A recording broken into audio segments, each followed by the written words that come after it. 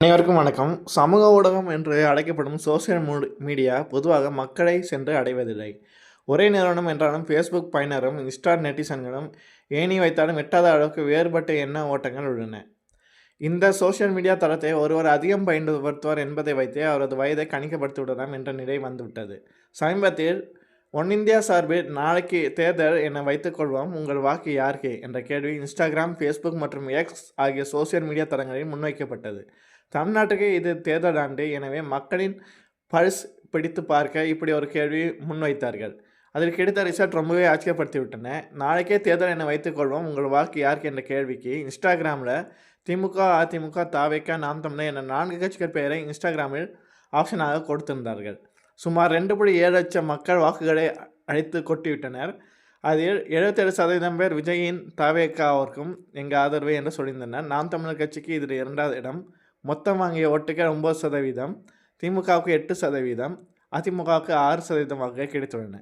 இளைஞர்கள், குறிப்பாக gen Z வயதினரும் கட்சி சார்ந்த பயனர்கள் மற்றும் கிரியேட்டர்கள் தான் இன்ஸ்டாகிராமில் அதிகம். அவர்கள் மத்தியில் டிவிக்கே ஒரு தவிர்க்க முடியாத சக்தியாக உருவெடுத்துள்ளதை இது உணர்த்துகிறது.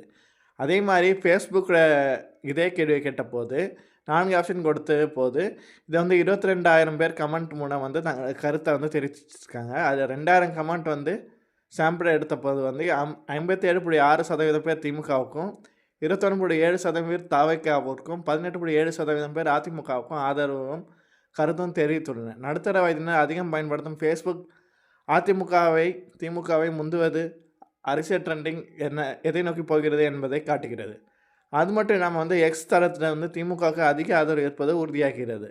அரிச்சார் விவாதங்கள் நடக்கும் எக்ஸ் தளத்தில் திமுக கோட்டையாக தொடர்கிறது. 4826 பயனர்கள் நமது போஸ்டை ரீச் செய்தது. அதில் 455 பேர் வாக்களித்துள்ளனர்.